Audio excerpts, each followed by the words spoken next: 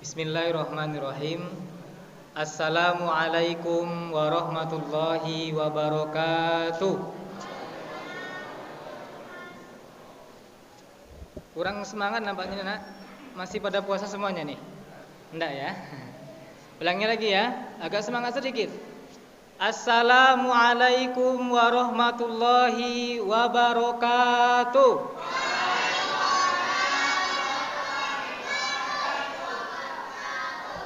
Memang semangat-semangat nih jamaah Masjid Nurul Ihsan.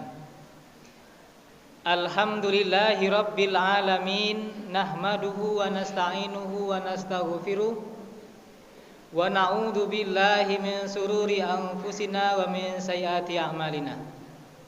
May yahdihillahu fala mudhillalah wa may yudlilhu fala hadiyalah. Ashhadu an la ilaha illallah wahdahu la syarikalah wa ashhadu anna Muhammadan abduhu wa rasuluh la nabiyya ba'da. Allahumma sholli ala sayyidina Muhammad wa ala ali sayyidina Muhammad. Amma ba'd.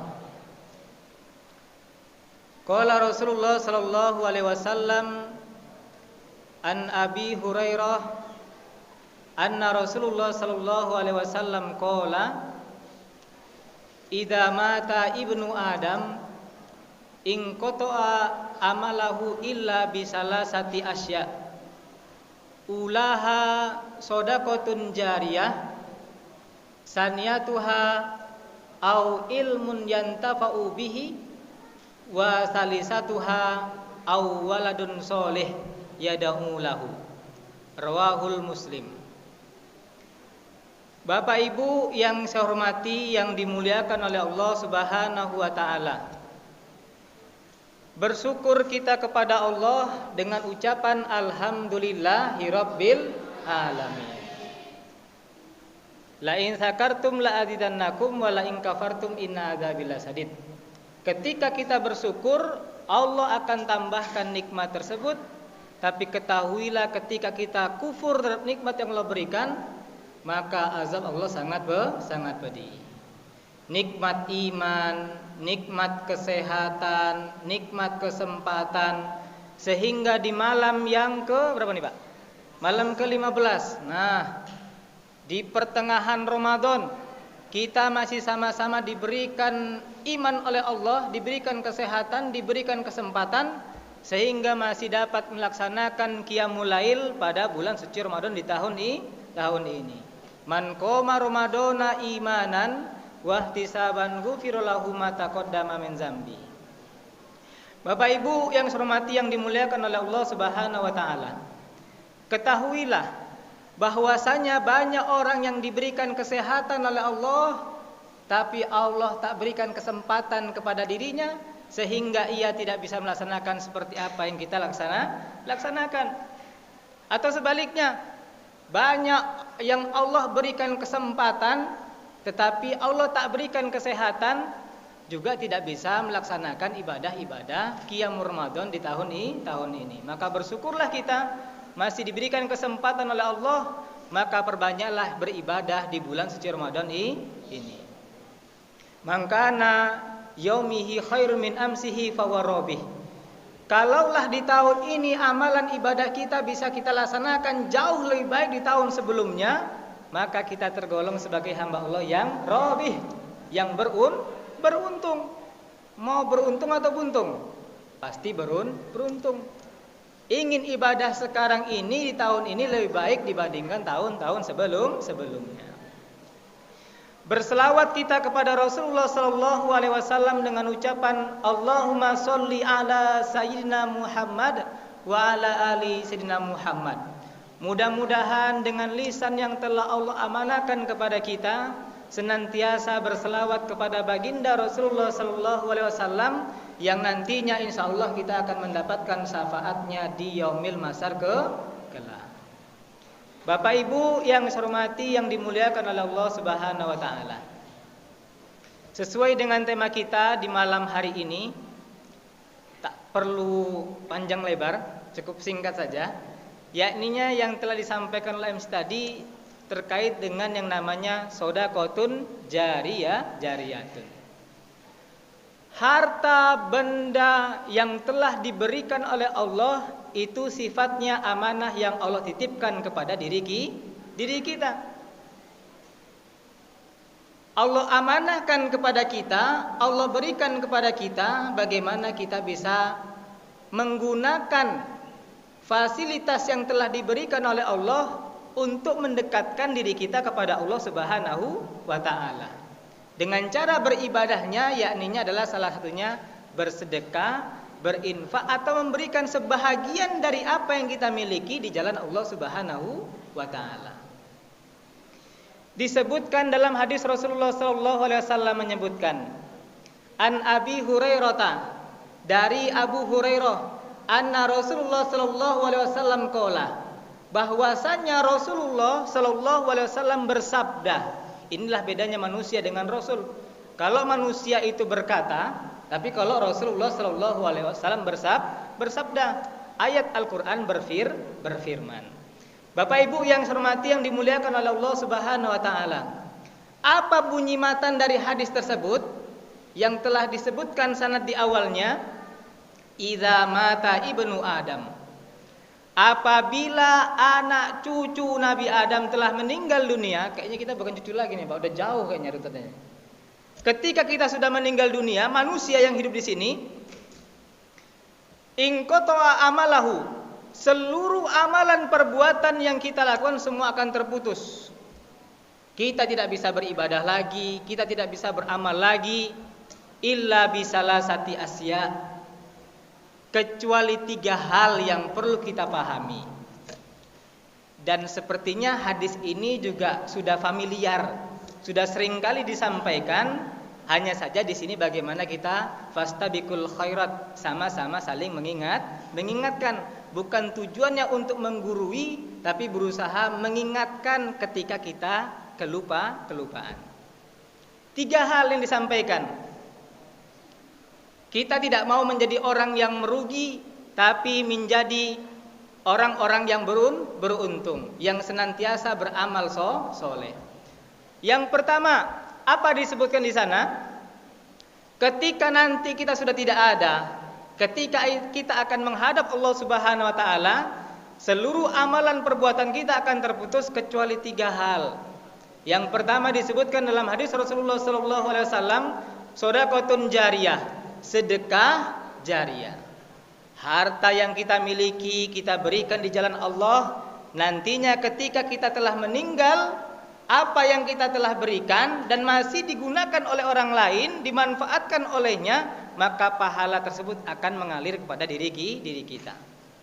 Saya yakin jamaah di sini, dengan yang kita lihat masjid yang agung yang megah seperti ini, banyak para donatur yang memberikan, mensedekahkan harta yang ia miliki, maka insya Allah ketahuilah, ketika kita nantinya akan menghadap Allah Subhanahu wa taala, semasa hidup kita memberikan apa yang kita miliki untuk di jalan Allah, dengan mungkin permadani yang kita sedekahkan, tulisan-tulisan yang indah yang kita lihat, yang kita saksikan saat sekarang ini, AC dan sejenisnya, kipas angin, jam dan sejenisnya yang kita sumbangkan ketika kita telah meninggal dunia. Ketika barang tersebut masih bisa digunakan dan dimanfaatkan oleh orang lain, maka insya Allah semuanya nanti itu akan menolong kita dengan amalan perbuatan yang telah kita lakukan. Man yazro yahsud. Jelas, siapa yang menanam pasti akan menuai dengan apa yang dilakukan. Karena seluruh harta benda yang kita miliki, seperti kata ulama kita, pakaian yang kita gunakan yang bagus semuanya akan lapuk, makanan yang kita konsumsi akan membusuk. Tapi kalaulah itu kita jadikan sebagai ladang amal ibadah kita, amal jariah kita, nanti kelak akan kita tuai di akhirat. Hitungan matematika Allah dengan kita manusia berbeda. Ketika bilangan yang banyak kita kurangi dengan sedikit, maka jumlahnya pasti akan berkurang. Tetapi kalau kita bersedekah di jalan Allah Subhanahu wa taala, dengan berkurangnya harta kita di dunia, insya Allah Allah akan ganti nanti di akhirat. Dengan apa yang kita lakukan, dengan ibadah yang kita kerjakan, nantinya akan kita tuai nanti di akhirat. Tak Allah balas ketika kita hidup di dunia, yakinlah Allah akan ganti nanti di akhirat. Allah akan tumbuhkan, Allah akan bangunkan istana-istana surga Allah Subhanahu wa taala kepada hambanya yang senantiasa mensedekahkan hartanya di jalan Allah Subhanahu wa taala. Bapak Ibu yang saya hormati, yang dimuliakan oleh Allah Subhanahu wa taala. Poin yang kedua. Yang pertama adalah shadaqatun jariyatun. Yang kedua adalah au ilmun yantafa'u bihi. Ilmu yang bermanfaat. Tak punya harta kita tapi punya ilmu pengetahuan, sampaikan kepada orang lain. Meninggal kita tapi ilmu itu masih digunakan, maka itu juga bisa menjadi amal jariyah pada diri kita. Iqra'ul Qur'an, baca Al-Qur'an, tilawatil Qur'an, bertilawatil Qur'an. Kita ajarkan anak kita membaca Al-Qur'an, kita ajarkan peserta didik kita untuk membaca Al-Qur'an. Insyaallah dengan amalan perbuatan yang kita berikan, dengan ilmu yang bermanfaat, maka ketika kita sudah tidak ada pahala jariyah yang kita berikan dan ilmu itu masih digunakan, maka akan mengalir kepada diri kita ketika kita telah meninggal dunia. Bapak Ibu yang saya hormati, yang dimuliakan oleh Allah Subhanahu wa taala.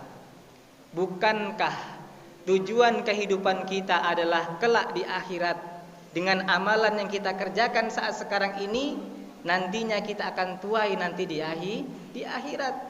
Itulah tujuan kekal abadi dalam kehidupan kita manusia.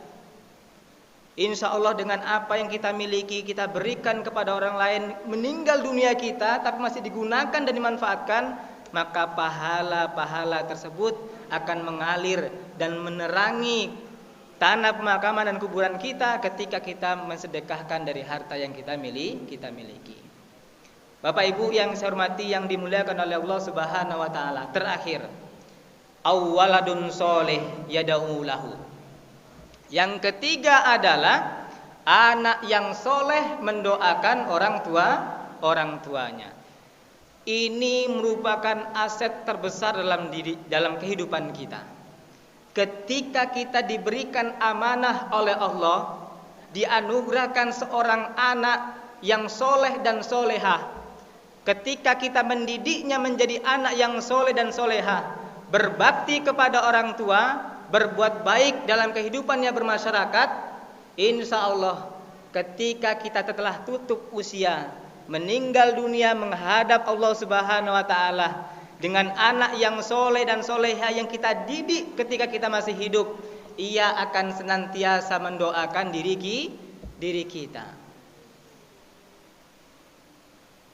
Insya Allah ketika kita mengerjakan amalan perbuatan tersebut, maka anak yang soleh dan solehalah nantinya yang akan mendoakan kita ketika kita telah meninggal dunia. Bapak Ibu yang saya hormati, yang dimuliakan oleh Allah Subhanahu wa taala. Tak punya kita harta yang berlebih, kita masih memiliki tenaga yang telah diberikan oleh Allah Subhanahu wa taala. Tak memiliki kita tenaga yang berlebih, tapi kita memiliki pemikiran yang baik untuk kehidupan kita ke depannya di masyarakat. Itulah yang bisa kita sumbangkan kepada masyarakat, di mana kita bisa menjadi manusia khairun nas anfa'uhum linnas.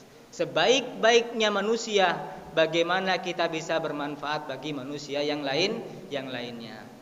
Bapak Ibu yang saya hormati, yang dimuliakan oleh Allah Subhanahu wa taala.